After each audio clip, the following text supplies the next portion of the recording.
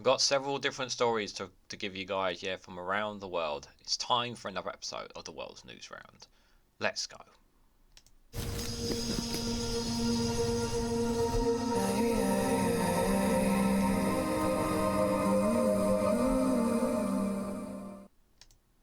Good morning, good afternoon, good evening, wherever you are in the world. This is Reganelite here with another episode of the World News Round, where I cover various different stories from outside the UK, guys.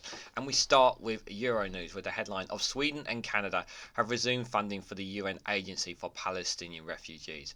I am delighted that this is happening, considering that we still have various Western nations who are refused to give back to continue the funding for the UNRWA, who are obviously helping keep Palestinians within the Gaza Strip alive. So this is a welcome news indeed. I know that as far as I was aware, Portugal were still continuing their continued their funding. I know that Norway said they would continue their funding. There were some other nations. I'm sure some of you guys will recall in the chat that have never dropped their funding for the UNRWA over this.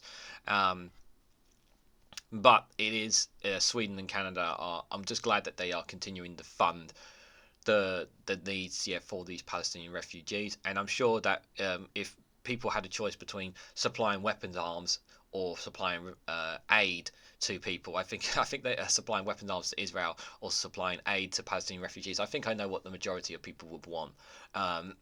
So I'm glad that Sweden and Canada are doing this, but obviously we need America, Britain, France, and a few other Western nations to wake their F up and continue that and put the funding back on for the UNRWA, so that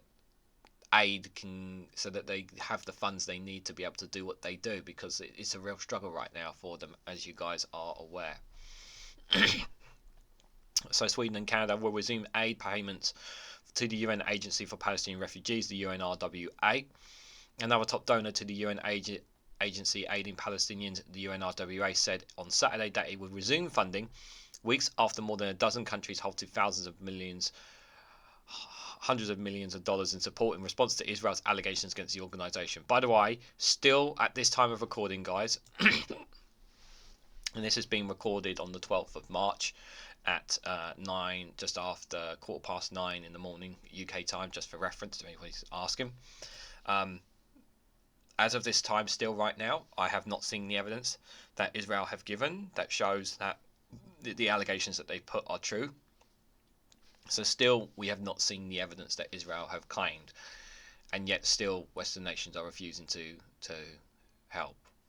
I know it's crazy. Sweden's reversal came as a ship bearing tons of humanitarian aid was preparing to leave Cyprus for Gaza, after international donors launched a sea corridor to supply the besieged territory facing widespread hunger after 5 months of war. Sweden's funding decision follows a similar one by the European Union and Canada, as the UN agency, or known as the UNRWA, warns that it could collapse and leave Gaza already desperate population with more than 2 million people with even less medical and other assistance. The humanitarian situation in Gaza is devastating, and the need for an acute, Swedish Development Minister John Frossel said, adding that the UNRWA had agreed to increase transparency and stricter controls. Sweden will give the UNRWA half of the 34.7 million funded it promised last year, with more to come. Canada also said on Friday it would restart the funding for the UNRWA while investigations into the agency staff continue. Norway, they're just tweeting here, thank you Norway for the incredible support. Espionage Barsfay tweeted, I welcome the decision by the EU Commission, Sweden and Canada to continue their funding for the RWA. The situation is desperate. UNRWA is a lifeline for Gazans and crucial for Palestinian refugees across the Middle East. The UN has addressed accusations in a timely manner. Israel has accused 12 of UNRWA's thousands of employees of participating in the October 7th Hamas attack on Israel that killed 1,200 people and that took about 250 hostages. Countries that include the United States quickly suspended funding to UNRWA worth about $411 million, almost half of its budget for the year. The UN has launched investigations, and the UNRWA has been agreeing outside audits to win back donor support. The daily number of aid trucks entering Gaza since the war has been far below the 500 that entered before October the 7th because of Israel's restrictions and security issues. The recent opening of a new sea corridor from Cyprus to Gaza shows increasing frustration with Gaza's humanitarian crisis and willingness to work around Israel's restrictions.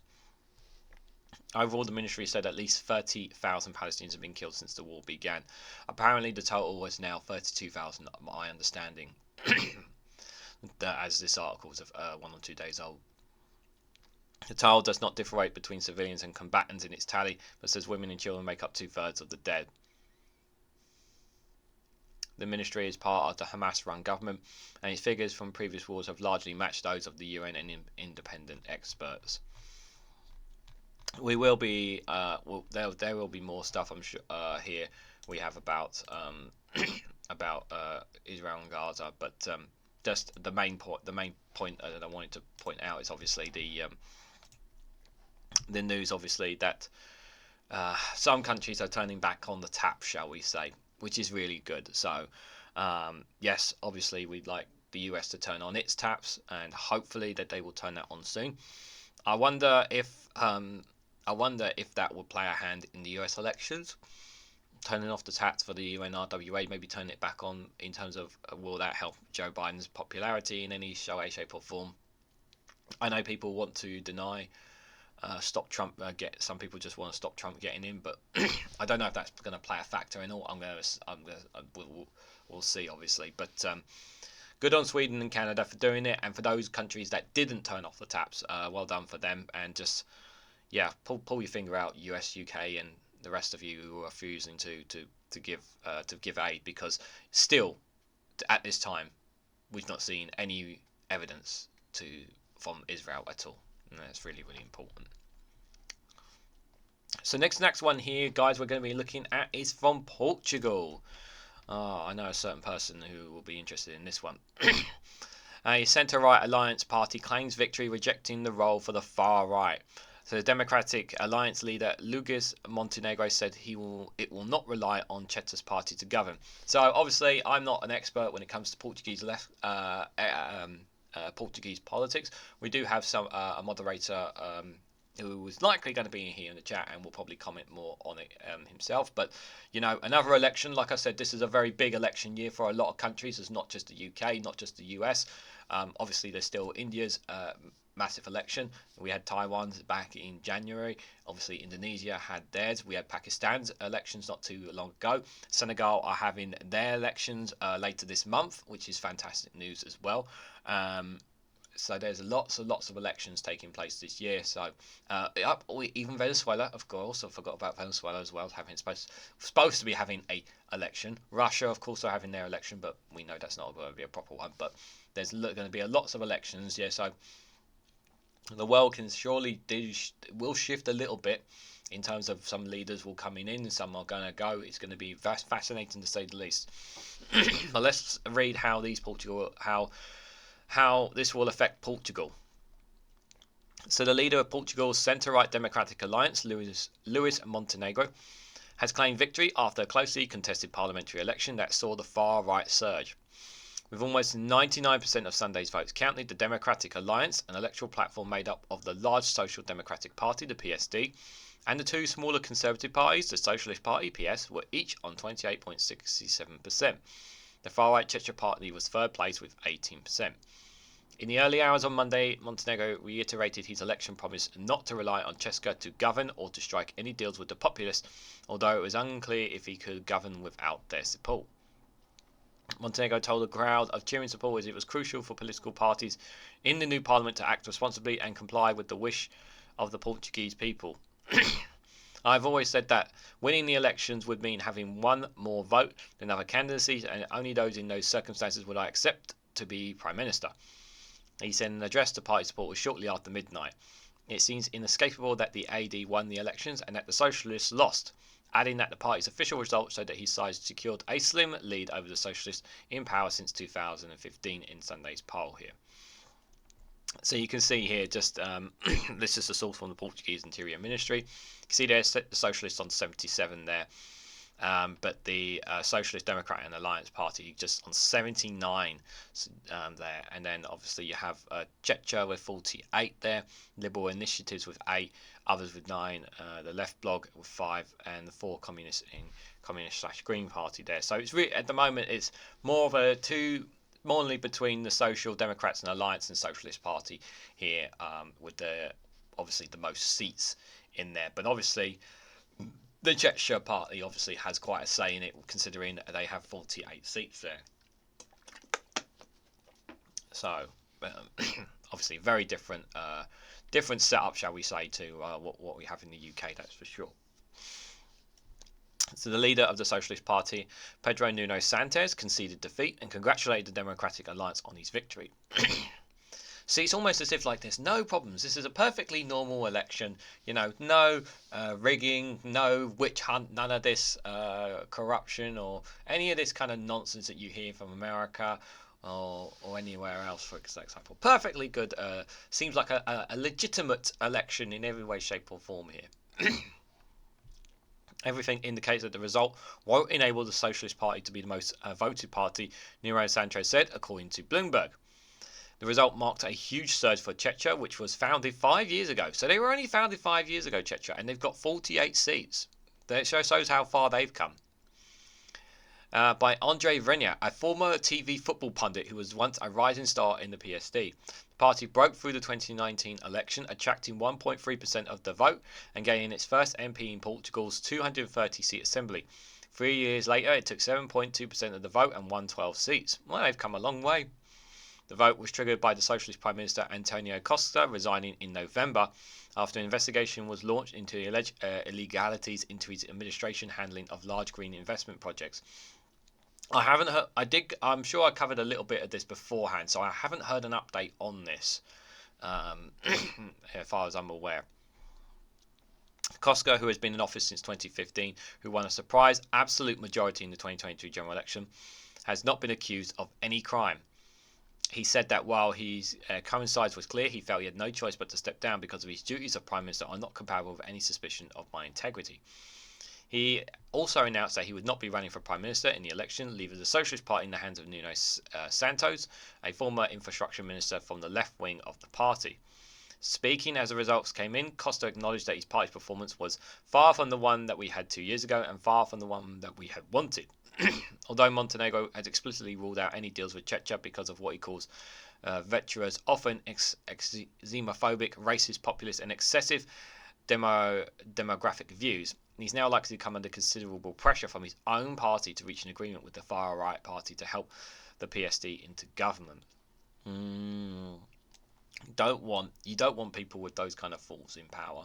You only need to look at what's happening with Britain, with what's happening with our Conservative Party. But that the possibility of power can really get to people, so they may end up turning to compromise. Even with the backing of small centre-right liberal initiatives, which is on course to finish fourth on around 4.9%, with potential minority governments led by the Democratic Alliance, would probably still have to rely on Chechnya's support to pass legislation, leaving stability in the hands of the far right. According to the Expresso newspaper, Portuguese President Marco Rebelo da Sousa has broken with the Convention of Presidential Neutrality by saying he will do everything possible to prevent Chechnya from reaching office. He said he would reject any moves to replace Montenegro as Prime Minister should there a right-wing majority. That's an interesting there, that the President has always been neutral, but is saying that they don't want Chechnya anywhere near power. Ventura has hit back at the President's comments, saying, in Portugal, it's not the President of the Republic who chooses the government, it's the voters. As the night wore on, other European far-right leaders were quick to toast Chechnya's success and offer their support and solidarity. Santiago Abascal, the leader of Spain's Vox party, congratulated Ventura and our Portuguese friends and neighbours on this great result, while Maximilian Krota, an alternative for Germany's leader in the European Parliament, said Chechnya was on its way to fantastic success. Jordan Braquard, the president of France's National Rally, hailed a great breakthrough, saying the Portuguese people were defending their identity and their prosperity and sweeping away the corrupt socialists. In Hungary, Adam Samubaz, head of the international secretariat for Viktor Orbán's Fritz party, called the results a great breakthrough. He added, the fight for our friend and ally Andres Ventura against the globalist left and the protection of national sovereignty and the defence of Europe is exemplary. The socialists have been hoping that the threat of the far right moving closer to government would rally centrist voters as it did in 2022. The Democratic Alliance, meanwhile, had offered the prospect of change after 8 years of socialist rule, promising economic growth by cutting taxes and improving squeezed public services. Chechnya has sought to capitalise on widespread dissatisfaction with Portugal's mainstream left and right parties as the country continues to suffer a housing crisis, stressed health and education systems and low wages. Never in the history of Portugal has there been a greater possibility of overthrowing the bipartisan system that has been killing us for the past 50 years. Ventura told supporters at a recent Chechnya rally in northern Portugal, "We have never been this close." The party has made political corruption a centre theme of its campaign, putting up huge billboards around the country needing Portugal needs a clean-up. The investigation has caused the collapse of Costa's government, which examined possible malfeasance, active and passive corruption of politicians and influential peddling. Led to searches of the environment and infrastructure ministries and of Costa's official residence, and to the arrest of 5 people. Among them, his chief of staff. The 5 were subsequently released, and the investigation magistrates retained the only charge of influential peddling.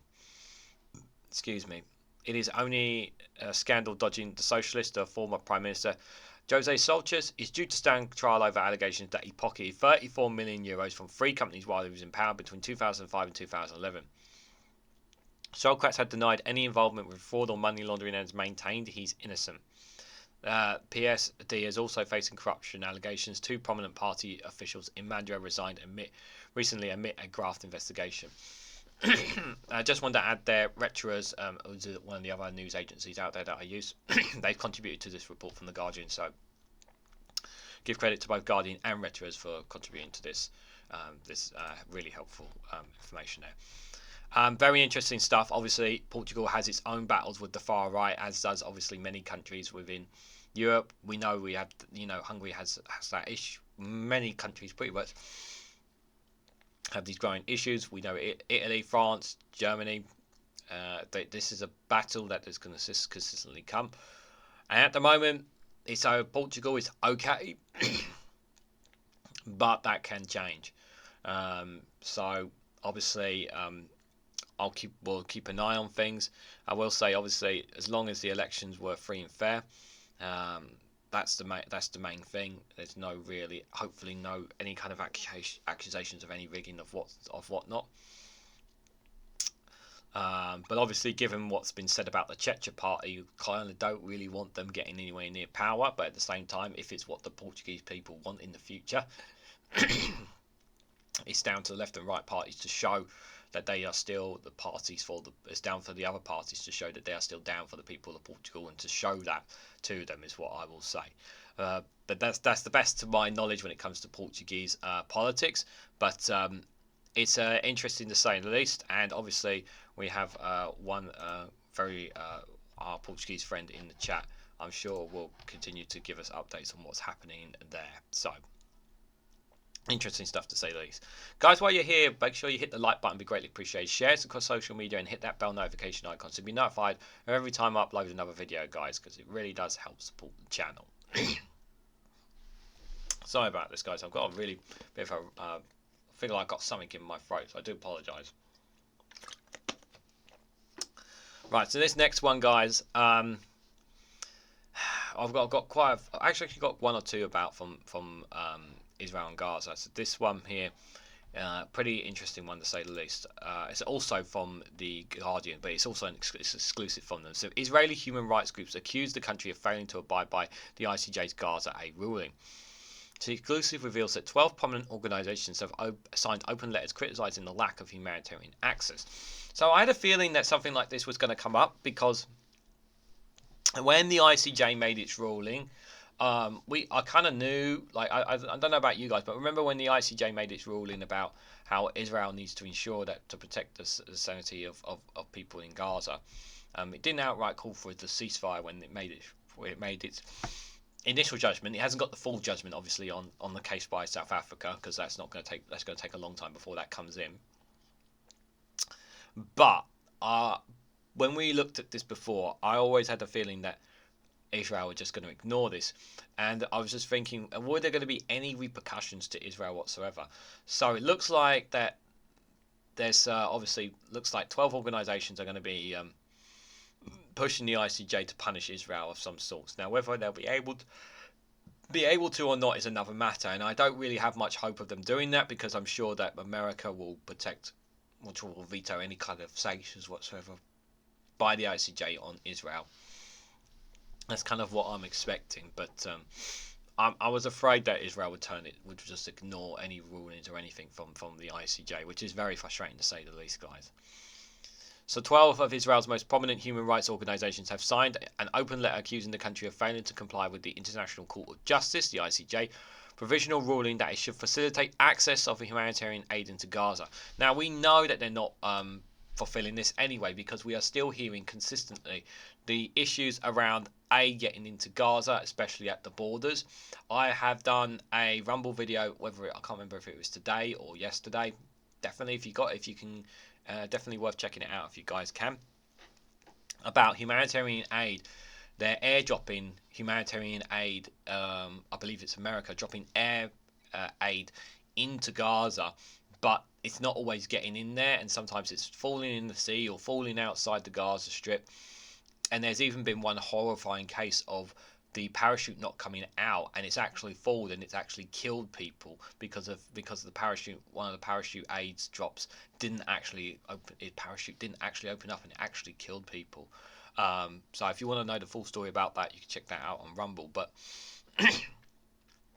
they've been doing a lot more of those, because obviously the problem is that Israel have not been allowing enough aid trucks in, because I don't know, they're worried about it going towards Hamas or something, when it's like they really, I do get this, the more that we talk about Israel and Gaza, I feel like the more that they just want these people to just literally die.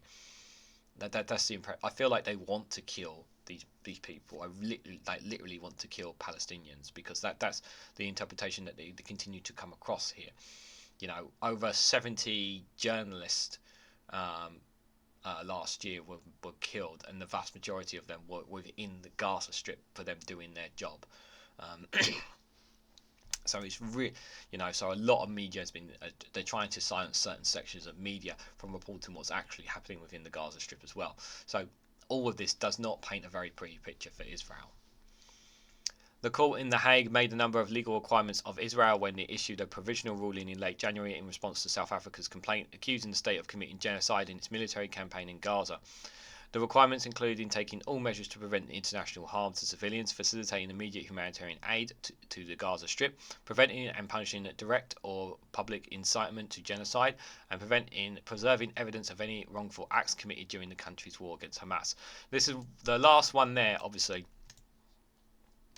This is one thing they can't hide is social media and the evidence that they are trying to allegedly they are trying to suppress certain internet that get out of clips and whatnots of what's happening within the Gaza Strip by the actions of Israel, of the IDF.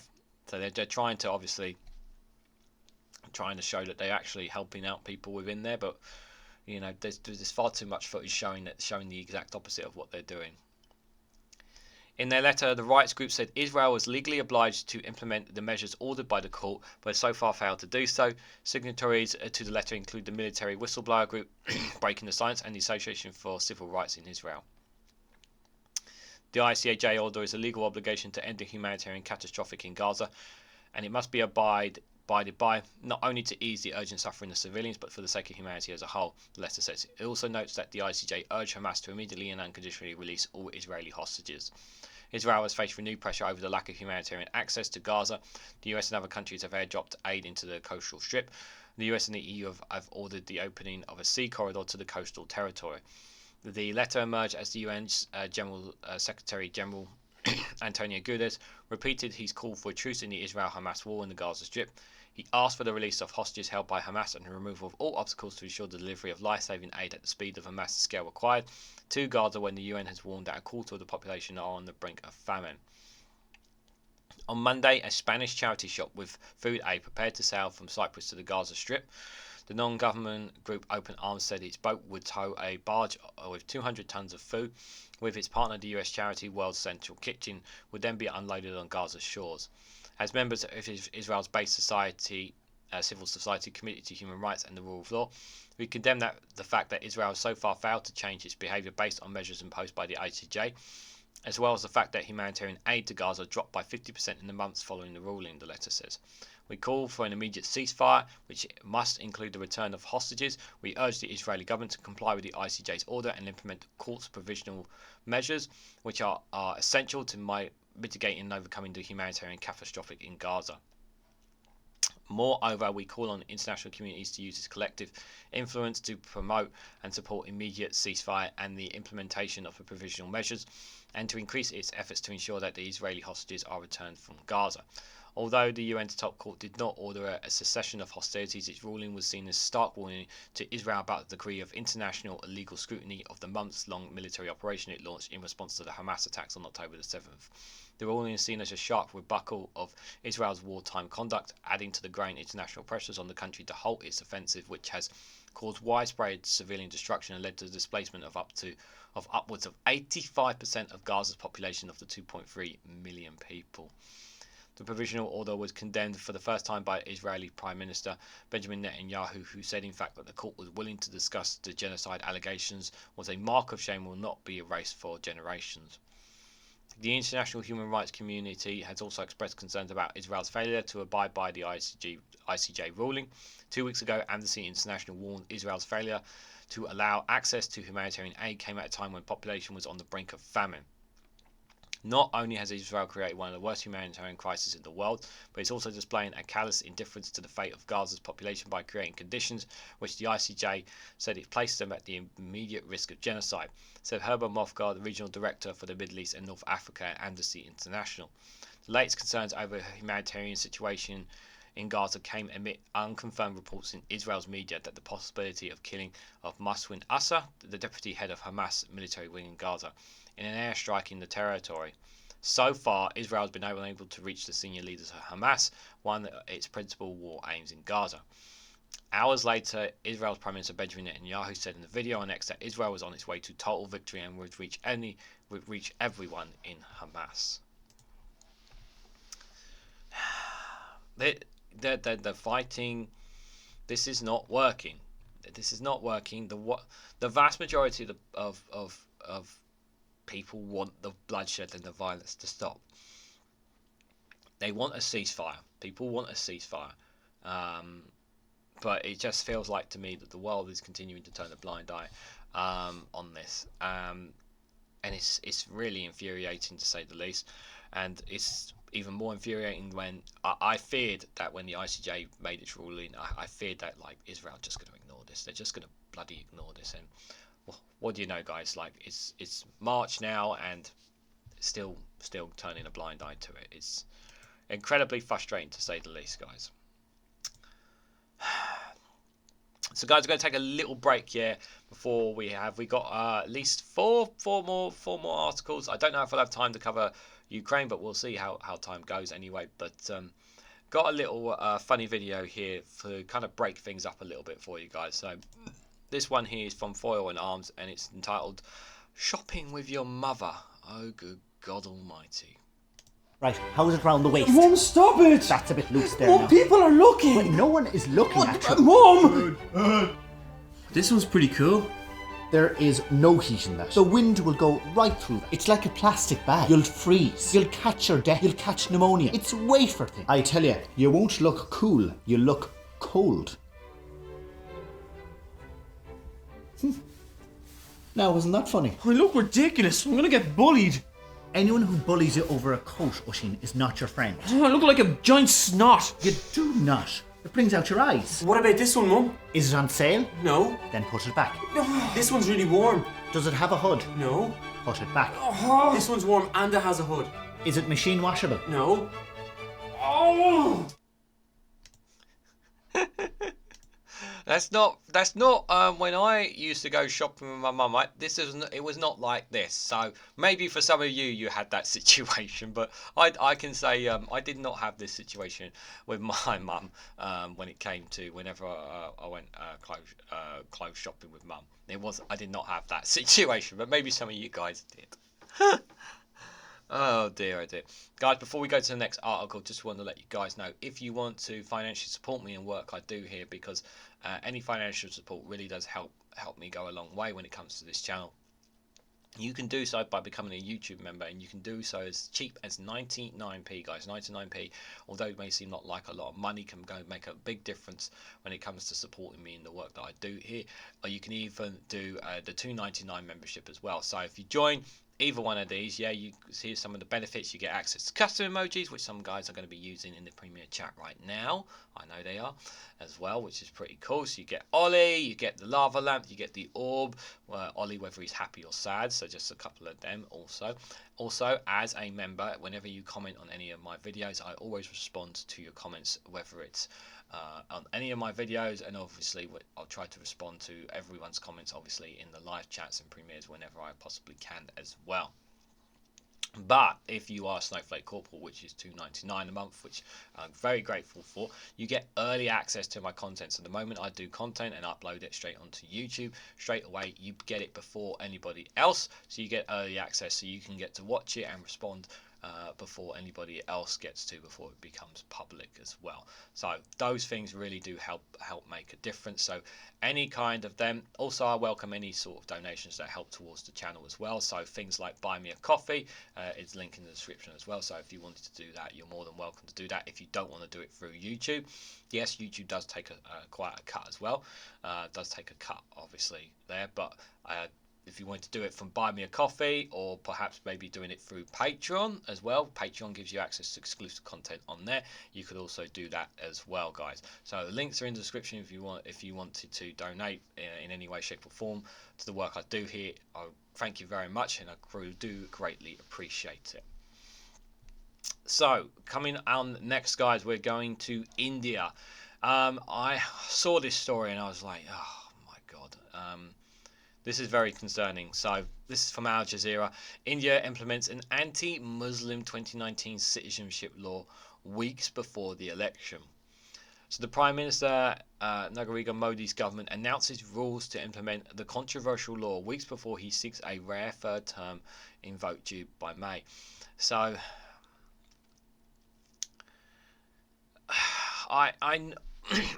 if I don't, obviously, for those who have not been wrapped up, obviously, Modi's is quite very strong with the vast majority of the country is Hindu based in India. There's no question about that.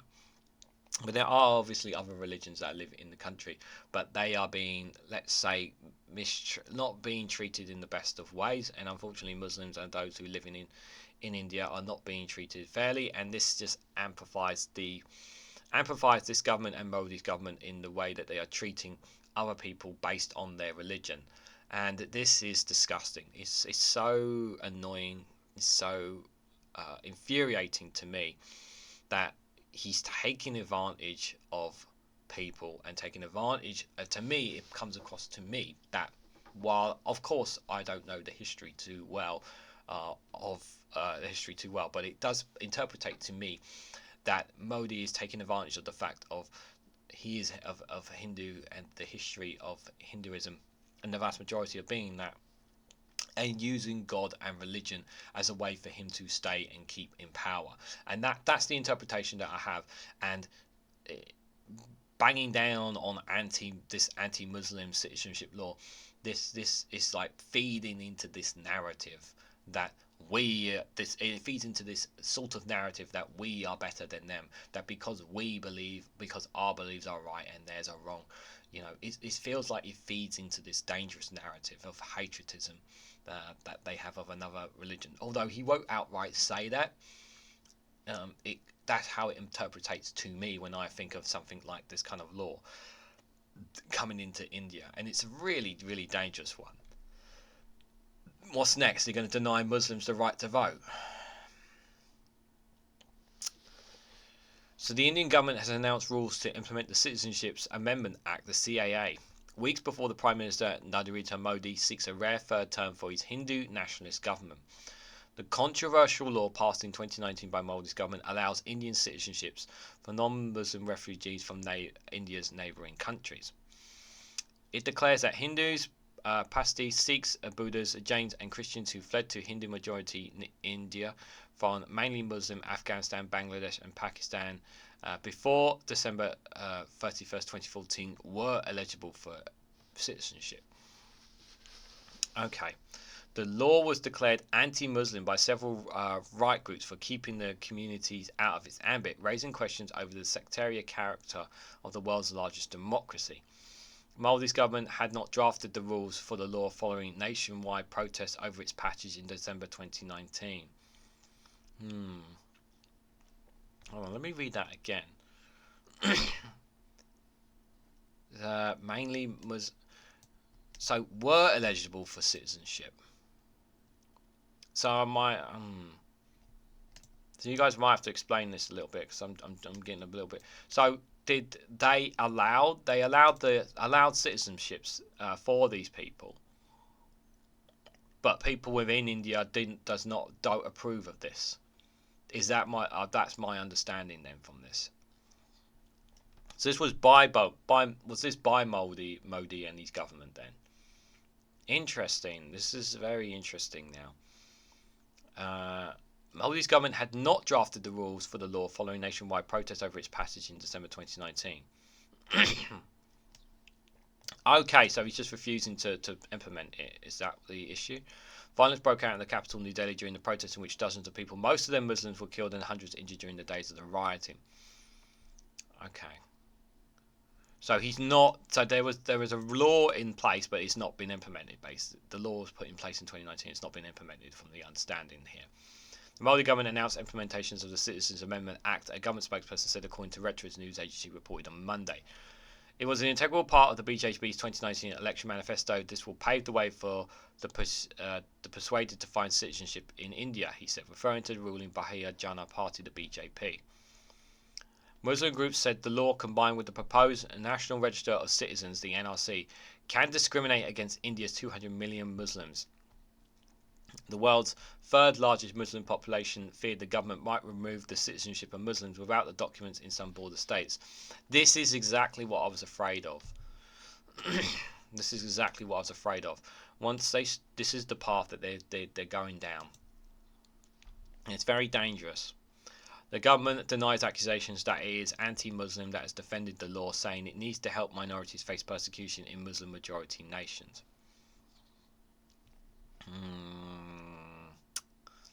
It says that the law is meant to grant citizenship and not take away from anyone, and has called the earlier protests politically motivated.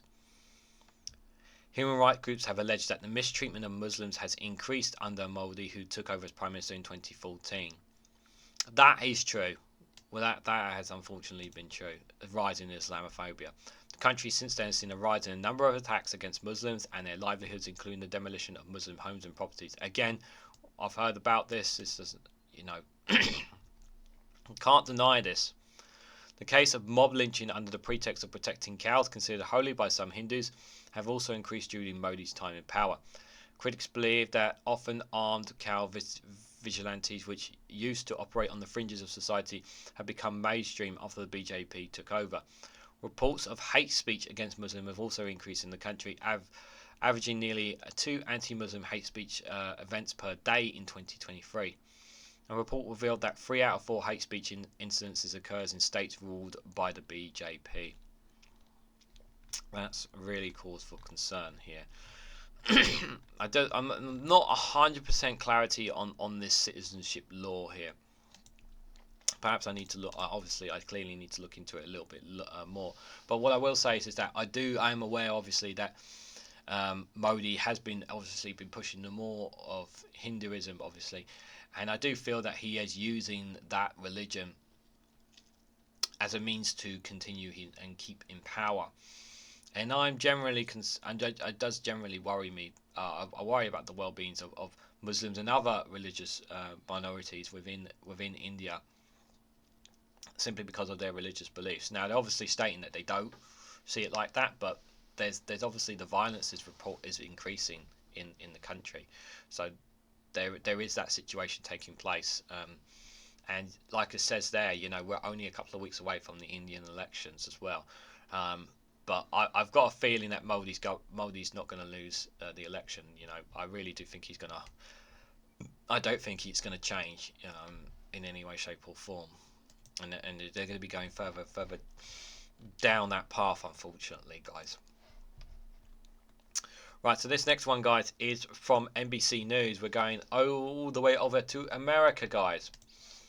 So Trump has asked the judge to delay the New York criminal trial until the Supreme Court rules on his presidential immunity.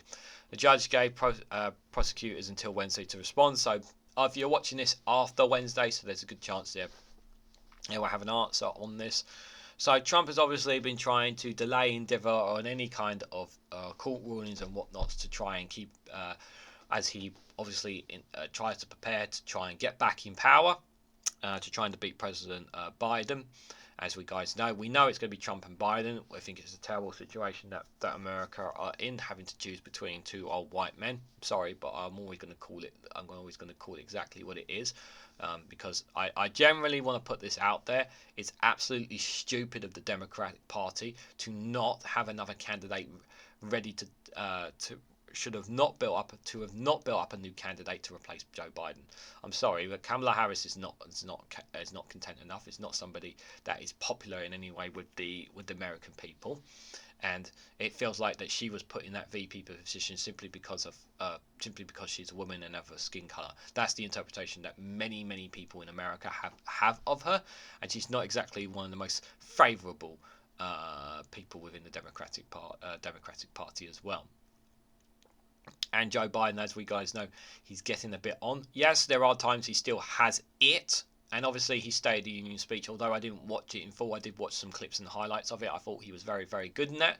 Not taking anything away from that State of the Union speech, because I thought it was very, very good. But it doesn't change the fact that he is getting on. And he does sometimes forget, mess up and forget things that he's supposed to say or answering questions. And that is very realistically happen. I know Trump is getting worse because he's still mixing up Joe Biden with President Obama. All the time, among forgetting lots of other things as well. There's no questions about that. But the American people should not have to choose between these two. There should be alternatives. And I think the American people have been kind of robbed of a better candidate out there, because there are better candidates, there are better politicians out there to lead America, and I don't think Trump nor Biden is best for America, in my opinion, as an outsider. So let's read into this, guys. So the former President Donald Trump attorney are asking the judge presiding over his impending criminal trial in New York to delay the trial after the US Supreme Court issued a ruling on the scope of presidential immunity. If granted, the 11th hour long short bid filed on Thursday would delay the trial, which is scheduled to start the 25th of March, by several weeks, if not months. Trump is charged with 34 counts of falsifying business records tied to hush money payments to an adult film star towards the end of his 2016 campaign.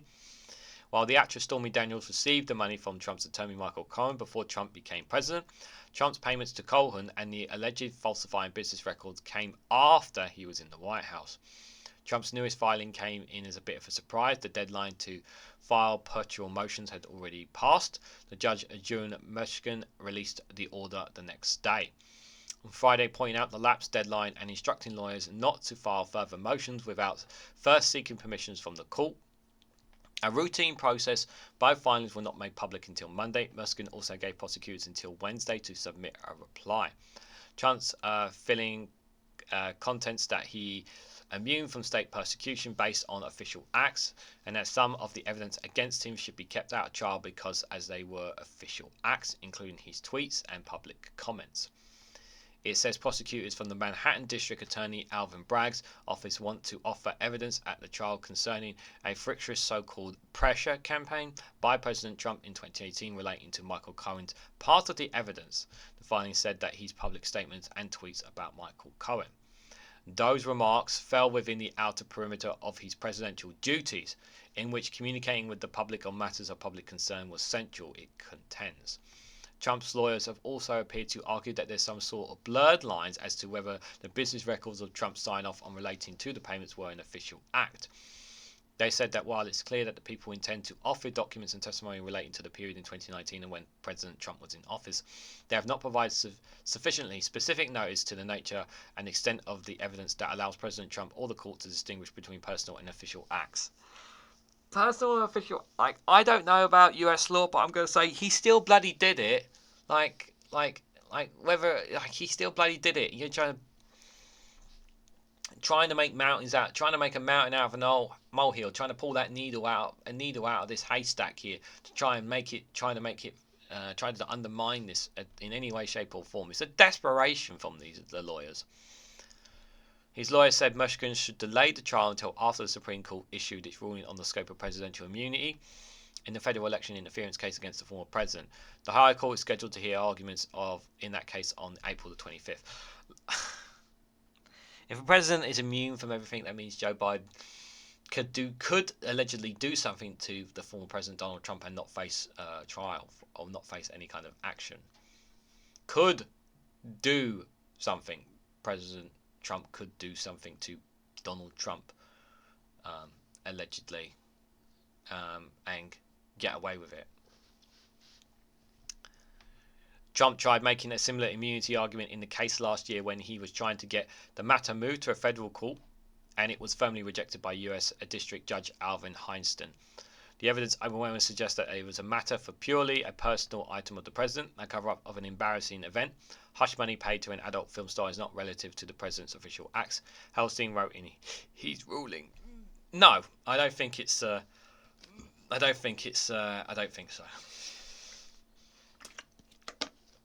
So stupid, guys. It's so stupid. Falsifying business records. Sorry, apologies, guys. I keep having I do suffer a bit from reflux. People wonder why I always sometimes store and whatnot. Falsifying business records to hide such reimbursements and to transform the reimbursements into a business expense for Trump and income to current likewise does not relate to presidential duties, he added. Trump appealed to the ruling but later dropped it, making it likely that the DA's office will contend the matter, but has already been decided and Trump waived his right to challenge it. In a separate filing on Monday, Trump asked the court presiding over the classified document case in Florida to extend some filing deadlines for him, in part because of the impending New York trial. The file did not mention that Trump was seeking to have the trial delayed. He's got so many cases, so many things going on him. It's absolutely mind-boggling insane, guys. It's mind-boggling insane. It really, really is. And yet somehow there's still a chance that this man could become president. That's how crazy it is, guys. It's that crazy. It's insane. It's so insane, guys. It just don't drives me bonkers. I just don't understand. Even all this. Now there was a great video I saw on the day from. I don't normally watch him, but if you've heard the YouTuber, the David Pakman Show, there was a great video where they showed someone who was actually convinced to vote for Biden instead of Trump after being shown a video about what Trump was saying. And for the first time I thought, hallelujah, maybe there is some hope for some Trump supporters. It's just maybe if one can be converted back to reality, perhaps some will too, in this delusion that Trump is there for them. He does not give a damn about these people. He really does not. But as for these court cases, obviously, they're going to drag on until, obviously, we'll see what the ruling says on whether president can have immunity or not. Because if a president can have immunity, then Joe Biden can have immunity. Barack Obama can have immunity because they were presidents. Does it not? I don't know the legalities, obviously, of US court. I guess I'll have to ask Legal Edge on that. But it's one that's going to run for a while, guys. Because it's Yeah, like I say, I'll try to do obviously short videos whenever I possibly can, because there's so much news out there, guys. There's only so much obviously I can cover. Nothing from Africa or South America today, unfortunately, on the show. But this next one, guys, we are going back to Israel and Palestine. I wanted to cover more on the Israel-Palestine war, just on this one, and I think this is one that really just shows just how really horrifying and distressing it's going to be. I know these images are not going to be nice, what you're about to see, guys, so I'm just going to put it out there before you see this image. You may find this image a bit uncomfortable. Okay, so this is from Middle Eastern Eye. Iron bars, electric shocks, dogs and cigarette burns, how Palestinians are tortured in Israel's detention. This is from Middle Eastern Eye by Ahmed Alzid, Luciv Baswa and Simon Hopper. And yeah, you can see from the pictures there how some people are being treated.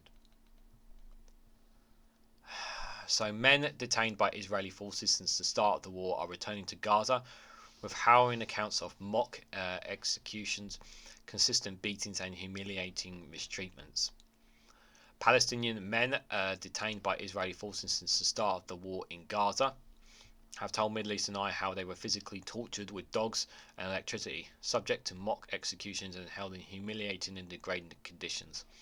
In testimonies to Middle Eastern Eye, one man who was taken by Israeli forces from a school in Gaza where he had sought refuge with his family described how he had been handcuffed, blindfolded and detained in a metal cage for 42 days. I've seen the pictures of some of them in these small cages and it's disgusting. It's so inhumane to lock them into cages like that. You know what kind of cages I'm talking about, people. It is absolutely disgusting to treat them like this. Yeah. Whether they are guilty or not guilty of any kind of crimes, to put them in those kind of cages. For 42 days as well, this person. It is disgusting. It creates this mentality, this mental mindset to try to break the mentality of these people to tell them that they are not real humans, that they are second-class citizens, that they are beneath them, that they are slaves, that they are useless. That is the mindset they are perpetrating from this kind of action. Just on, the handcuffing, the blindfolding, the using the dogs and that, but putting them in a mental cage. That's a mentality thing here. It's really, really dangerous mentality that really makes me sick to my stomach. It's so abhorrent and it's so sad. It really is.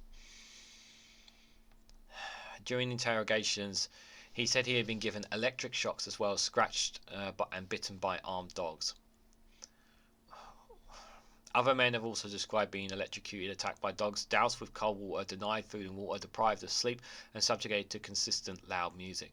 This is such torture. This is pure torture. Do you think Israel are gonna? Do you think there's going to be any kind of action on Israel on this? No. The West are going to turn a blind eye to all this. They are going to turn a blind eye to all this. They are not going to take any action on any of this. They did not spare anyone. There were 14-year-old boys and 80-year-old men, said one of the men. Mossad Mohammed Khamis Mahdi was taken prisoners in Gaza City in December and held for more than 30 days. As well as 3 men taken prisoner in Gaza.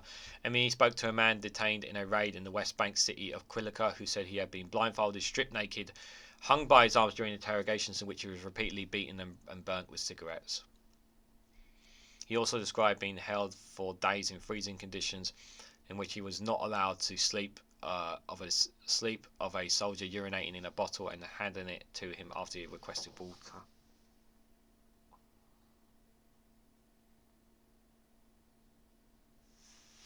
I can understand if you guys want to turn off from this information, guys. But this is important. I understand this can be very distressful to read, but it's important for us to know these stories, to know what's happening to certain people out there. Okay, I understand that, but it's important for us to know what's going on. Okay. MEE has spoken to a number of other former detainees who describe similar experiences to those of the men in this story. Their accounts of torture, abuse following similar allegations made by human rights monitors. Israel conducts its war against Hamas in Gaza is already a subject of International Criminal Court of Justice, in case in which it stands accused of genocide in the ongoing war crimes investigation by the International Criminal Court. Last week, details of an unpublished investigation by UNRWA, the UN Agency for Palestinian Refugees, alleging abuse of hundreds of Palestinian prisoners detained during the war in Gaza were reported by the New York Times. Many of those details appear consistent with the testimonies of former detainees who spoke to MEE. On Thursday, Hassler reported that at least 27 detainees from Gaza had died in Israel military facilities since the start of the war. It said some of the deaths had occurred at the SDE Telman military base in southern Israel and at the Antamont base in the West Bank. On Friday, Alice Joel Edwards, the UN Special Reporter on Torture, said she was investigating allegations of torture and mistreatment of Palestinian detainees by Israel and was in talks with Israeli authorities to visit the country on fact-finding mission.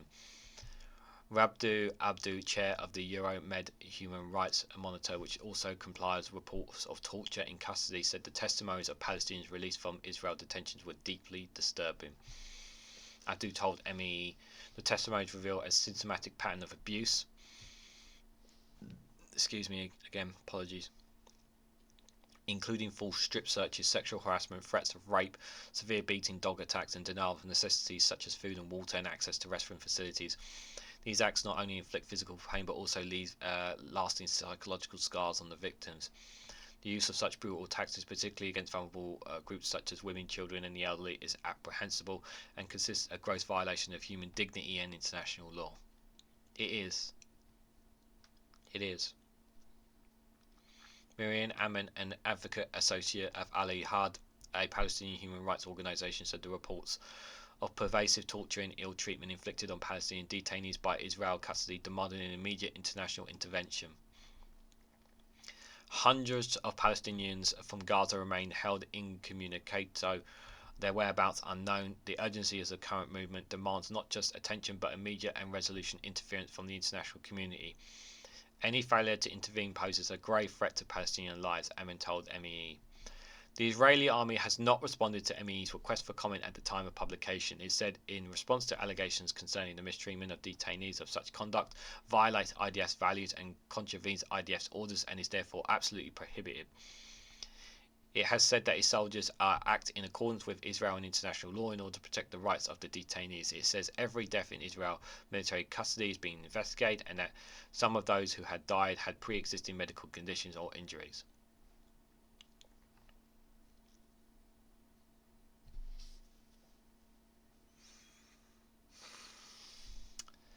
They placed me facing the wall on my knees. Again, I can understand if you don't want to carry on listening. Nadim Yusuf Salim Adu Al-Hassan, a 19-year-old from Gibraltar, northern Gaza. 19-year-old! Remember that. Told MEE he had been detained with other young men from age 18 to 25 after remaining residents were ordered by Israeli forces to leave the city on December 27, 2023.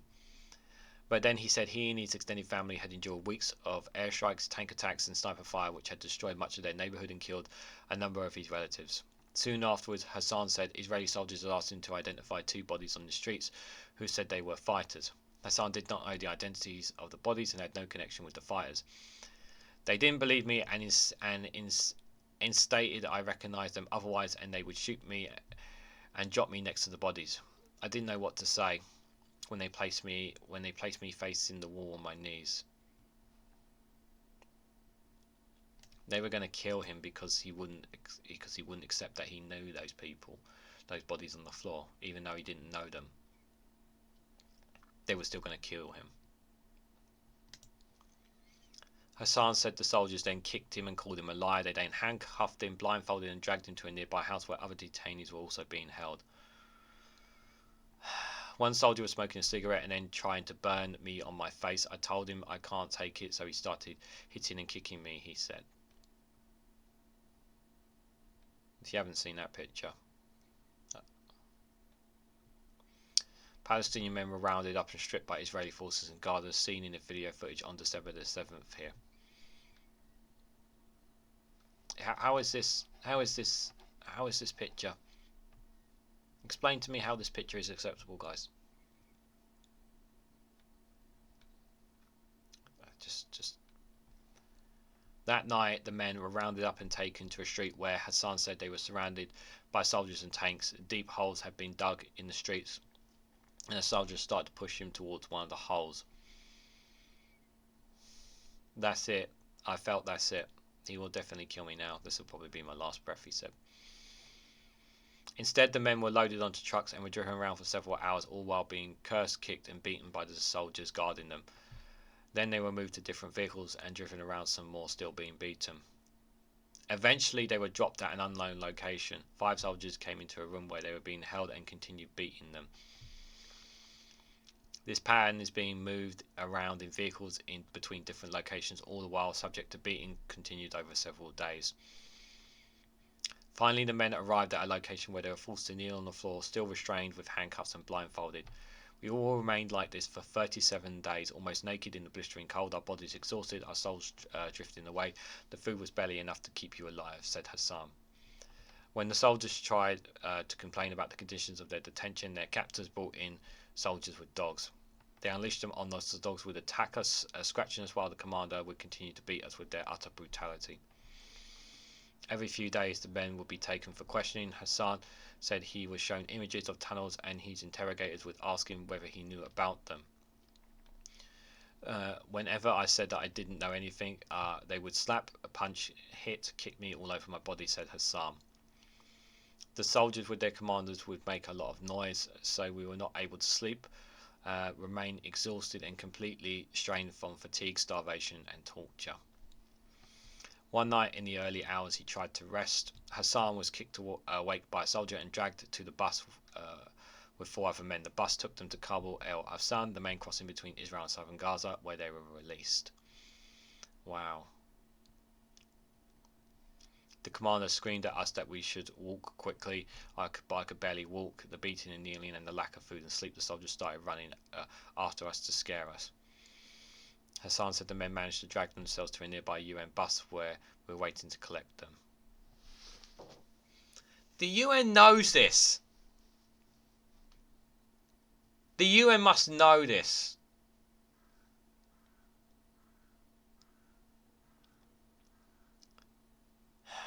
They wanted us to stay between life and death.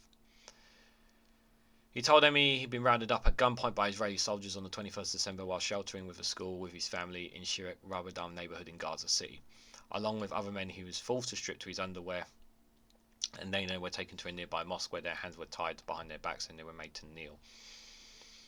They threw us in a truck where more soldiers and security forces railed at us with massive beatings and cursing, recalled Medic. The truck took them to a detention centre where the beatings continued recklessly. They tortured us for hours, spraying us with cold water while we were almost naked. They were determined to torture us and break us.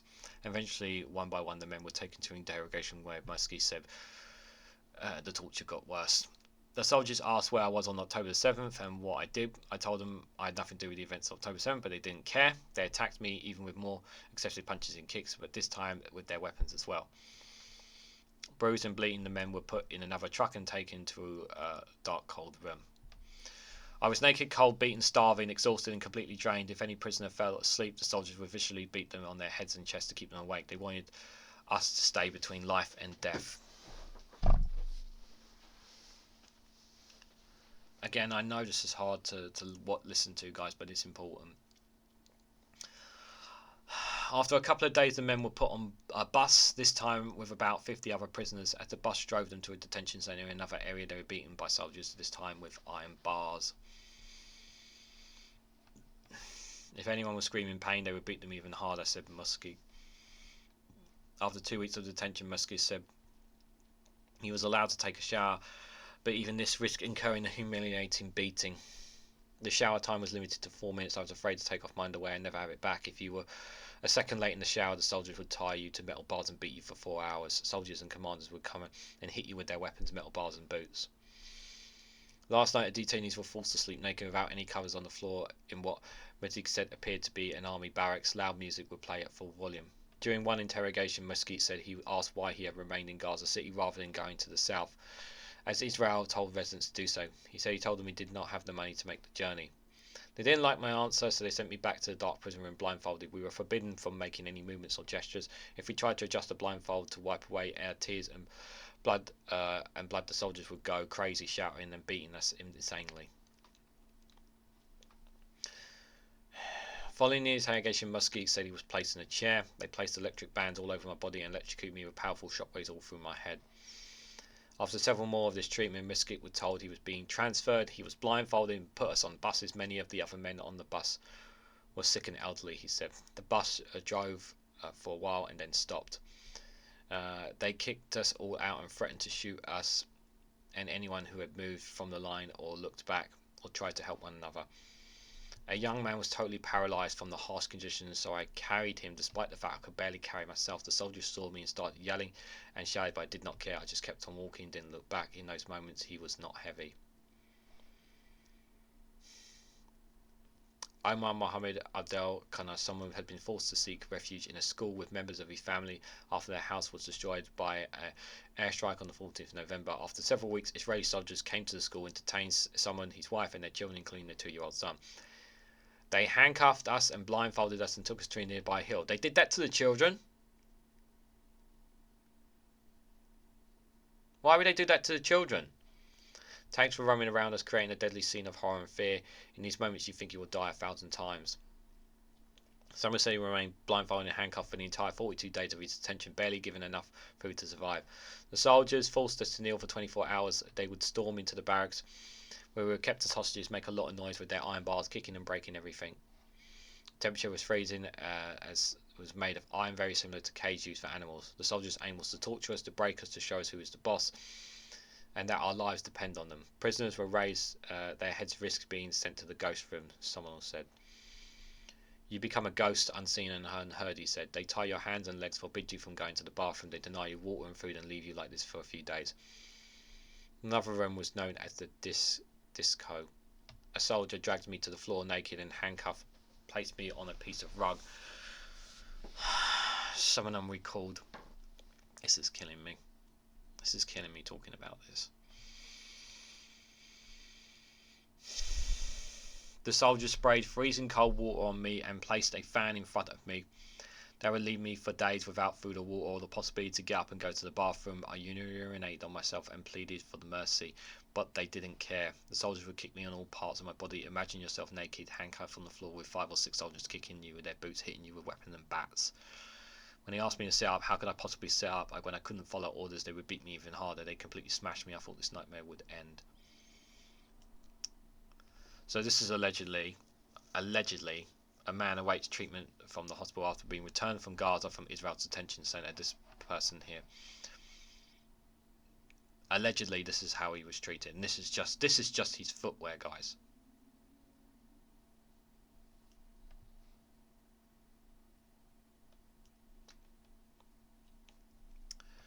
Sometimes soldiers would unleash dogs on the captive men, forced to lay down flat on the ground, still handcuffed and blindfolded. The soldiers would close the door and let the dogs torture us for at least 2 or 3 hours. So there's been also subjected to electric shock. I don't understand why they treat. I just. This is just beyond. If this is all true, okay, yeah. If what these stories are saying, this is all true, how is there any justification for these people? I just don't understand. How can there be any justification for these people, for the Israeli soldiers to treat people like this? I just don't. It just boggles my mind. They literally have no humanity here. The thing is that they don't see these people in any way, shape or form. They don't see them as humans. They see them as animals, less than animals. That's how they see these Palestinians. They don't see them as anything but vermin. That's how they see them. They literally believe this. They believe this. They don't think of them in any way, shape or form as equals or humans in any way, shape or form. They see them as nothing but vermin. That's how they look at Palestinians. It's incredibly shocking if this is all true. During interrogations, detainees were restrained by their chairs and clamped on their arms and legs. Sometimes these sessions would last from 9 a.m. until midnight. One of them, Solomon, said his toe had been broken. Parts of the torture technique were breaking up the clamps while they were still on your legs. The interrogator came to remove them but started banging on them so fiercely, so I cried out in pain. My toes were breaking, but he kept banging them on. The pain was unbearable. They left me like this, my toes broken and bloody for 20 days, lying around in a rug. I lost over 25 kilos while being held hostage. I cannot walk because of the torture. All were brutalized, tortured and humiliated. Ali Nafgi Mohammed al-Masih, 34, was among a group of men rounded up during a nightly raid by Israeli forces in the northern West Bank city of Quilita in January. Masih was from Gaza and other men had previously worked in Israel but had been displaced to Quilita when their work permits were withdrawn at the start of the war. Following an army raid on the building, they were saying that their men blindfolded, handcuffed and dragged into a space alongside the fence separating the West Bank from Israel. They kept us there for about a month. We were workers, but we were also sick people there. People with cancer, some of them were elderly. All were brutalized, tortured and humiliated with no regard for human life, says Masih. One day, Masih was among 10 men separated by soldiers from the rest of the detainees. The men were made to strip naked and kneel by the fence. An army commander came and waged a psychological war against us. He shouted at a unit, killed them all, every single one of them. Then the soldiers started shooting. We heard live ammunition all around us. We had no idea if I was dead or alive. The men were then taken to a room for questioning. The first question was, who do you know? And he showed me photos from my neighbourhood. If he didn't like my answers, he would hang me up by my arms, still handcuffed. My interrogation lasted for 10 days. All this time I didn't know when it was day, when it was night. I was freezing all the time, freezing, naked and cuffed. These people are being treated. Let's just remember, these are being treated than some prisoners. You know, we talk about some of the worst prisoners in the world. This is beyond them. This is beyond them. Other times, Masih said his interrogators would burn cigarettes on the skin and kick him. He was made to sit on the chair that delivered electric shocks that were preventing him from sleeping. The soldiers and their commanders were monsters. When I asked for water, the soldiers would laugh, go to the corner, urinate in a plastic bottle and bring it to me to drink. When I refused, he would drop the whole thing on me. After several weeks, Master and other men were handcuffed and blindfolded, put on an army truck and driven for 6 hours in Kharkiv Oblast. Before they released us and underdressed us again and took our clothes, when we dropped us off, there were 55 male detainees and 6 female detainees. They were made to walk north. After walking long distance, the soldiers started shooting at us. Later, we learned that the 6 women had been kidnapped from inside Gaza, were held hostage for 3 months. We don't know anything about them. The photos were Israeli soldiers standing by trucks posted with shirtless Palestinian detainees in the Gaza Strip. That was on the 8th of December 2023, originally from Reuters, guys. And that's the end of the article. I want to apologise if that was too much for you. I do apologise if that was brutal to listen to, but if you did watch all that way through, thank you. I know that was very hard to talk about, but I felt it was important to talk about, guys. I want to believe it's not true. I really, really do. But I think I am in a hard time believing that it's not. It's for people to be treated like that. I'm not angry. I'm absolutely heartbroken. Is the word, because they did the way that I look at this, and what you need to understand from my point of view on this is that they do not. If everything we have, the photos that we've and the stories that we've read and what's been told about the prisoners inside Israel's detentions and under their scholarship, if this is all true, it tells us, to me personally, that they do not see them as in any way, shape or form as human beings, as animals. They see them as beneath them, vermin.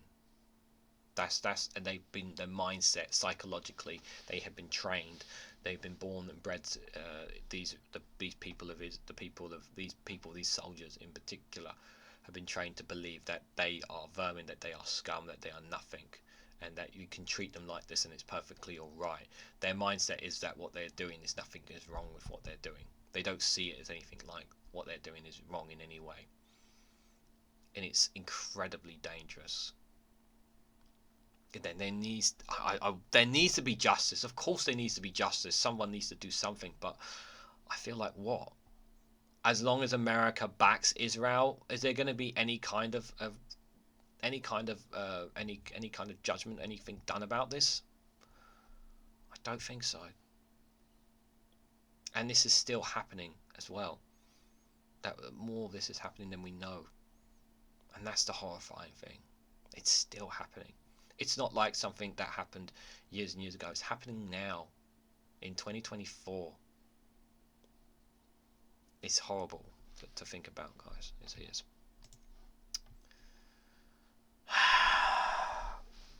So, I'm looking at the clock. So there's we'll cover a little bit of Russia, the Russian-Ukraine war, guys, before we wrap things up. Thank you guys who have watched all the way through that. I know that was brutal to listen to. No, thank you if you have. So it's from the Kiev Independent, guys. As you know, is where I get my source of information from. Russian attack against Kharkiv Oblast injures 4 civilians. Russian attack in Kharkiv Oblast during the afternoon injured 4 people. The governor Oleshushkin reported on Telegram on March the 11th. Kharkiv Oblast is bordered by both Russia to the north and the front line to the east. Civilians living in the region are killed and injured by Russian attacks on a near daily basis. A 70-year-old woman was injured in Voskis in the town's some 60 kilometers northeast of Kharkiv and less than 10 kilometers from the border with Russia, Siskos said. The town came under fire around 1:30 p.m. local time, damaging 8 houses according to Shilobov.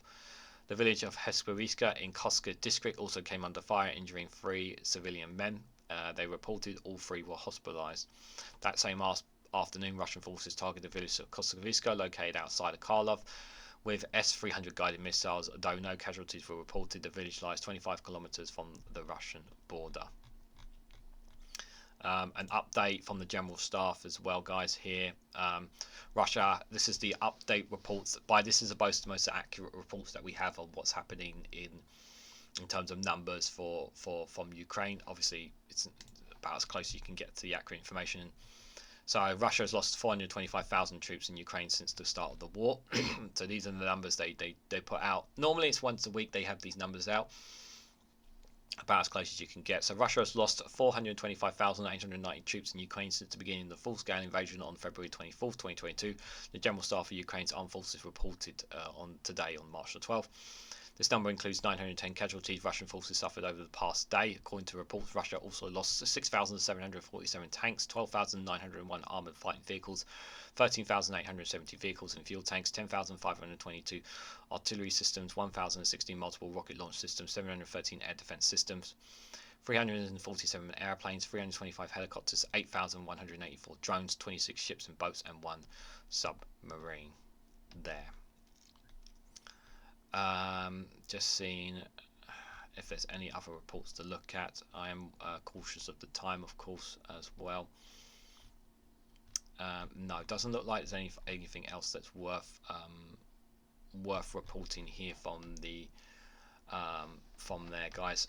Just before we wrap things up, guys, we'll have a quick look at the deep state map for you guys and see what's been happening here. So let's just scroll out. So the time on this is last updated yesterday at 21:47 p.m. This is the deep state map. The link for it is in the description if you ever want to look at it yourself.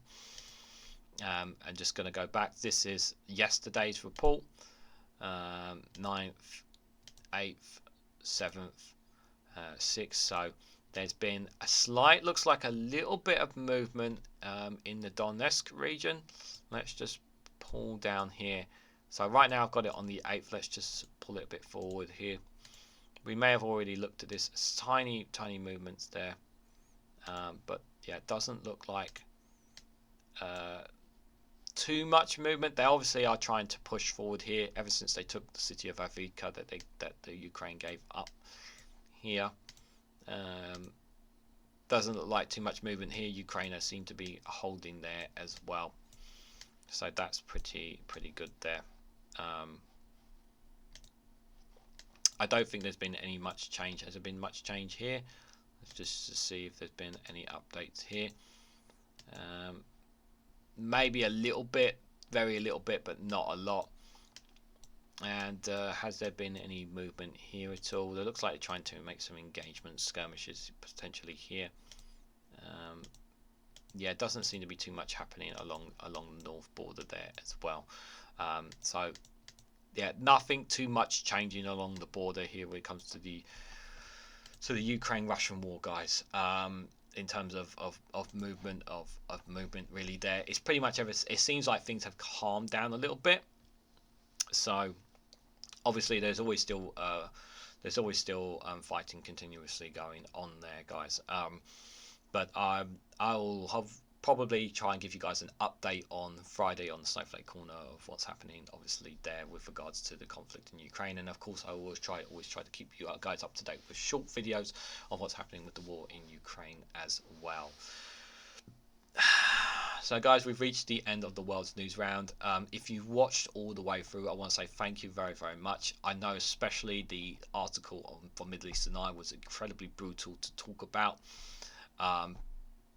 I did not fully expect that as well, but I thought as we were going through it, I felt it was important to talk about what's happening with it and to highlight what's happening over there. So somebody was saying that I don't cover enough on Israel and Gaza. Well, I've covered quite a fair bit today, I think it's fair to say. So I will obviously try to find out, look at other stories from other continents on hopefully on Friday.